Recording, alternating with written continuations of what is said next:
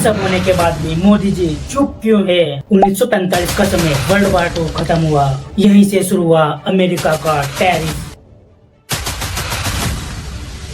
और क्या कल अमेरिका भारत पर 100% टैरिफ लगा दे तो क्या भारत की इकोनॉमी डूब जाएगी? वर्ल्ड वार 2 खत्म हुआ तो पूरी दुनिया में बस केवल 2 ताकतें बची। आखिर क्यों? जब भारत ने रूस के साथ हाथ मिलाया तो अमेरिका ने भारत के ऊपर टैरिफ की तलवार लटका दी।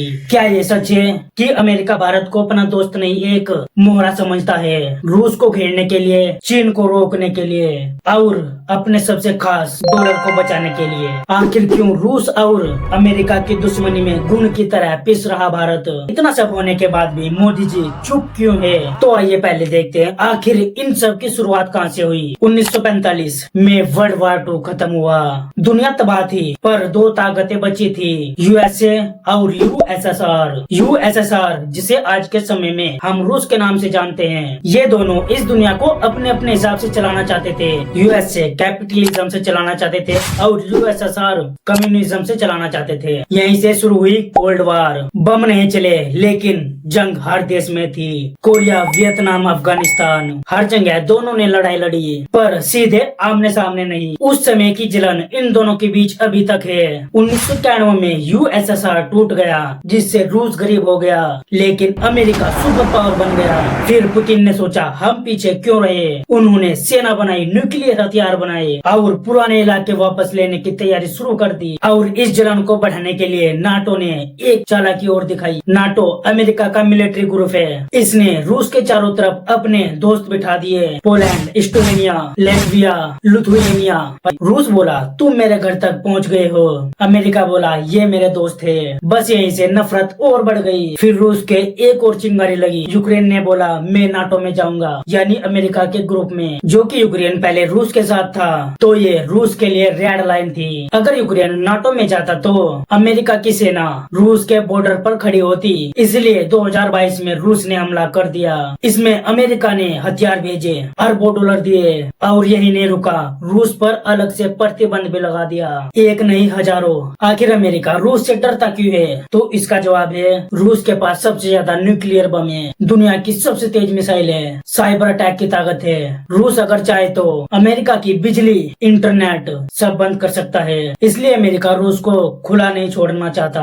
अगर इसकी सच्चाई देखे तो ये लड़ाई यूक्रेन की नहीं है, ये है कौन सुपर पावर बनेगा, दुनिया कौन चलाएगा। अमेरिका चाहता है सिंगल सुपर पावर अमेरिका, रूस चाहता है मल्टी पावर वर्ल्ड, और इसी टकराव में पूरी दुनिया फंसी पड़ी है। एक सवाल आपके लिए, यूएसए और रशिया कौन सुपर पावर है, सबसे ताकतवर कौन सा है, ये कमेंट करना। आइए अब समझते हैं रूस की वजह से भारत पर टैरिफ का पहाड़ क्यों टूटा। असली खेल समझो। जब रूस यूक्रेन युद्ध शुरू हुआ तो अमेरिका ने दुनिया से कहा जो भी रूस से तेल खरीदेगा, गैस खरीदेगा, हथियार खरीदेगा, वो हमारा दुश्मन होगा। यूरोप डर गया, जापान भी डर गया, लेकिन भारत नहीं डरा। भारत ने इसका उल्टा किया, रूस से सस्ता तेल खरीदा, रूस से हथियार लिए, डॉलर की जगह कुछ डील रुपीज या रूबल में की। मतलब भारत ने अमेरिका के आर्थिक हथियार को नकार दिया। आखिर इससे अमेरिका को गुस्सा क्यों आया? अमेरिका की ताकत सिर्फ सेना नहीं, उसकी असली ताकत है डॉलर सिस्टम। अमेरिका दुनिया को कंट्रोल करता है स्विफ्ट सिस्टम से, डॉलर ट्रेड से, बैंकिंग सैंक्शन से।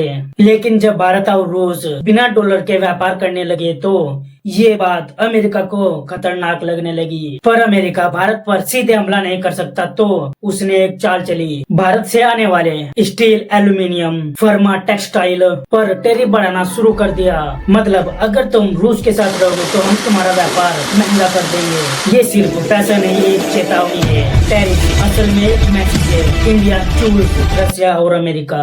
भारत बीच में फंसा है, सेना रूस से, व्यापार अमेरिका से, और यही वजह है कि अमेरिका भारत पर दबाव बना रहा।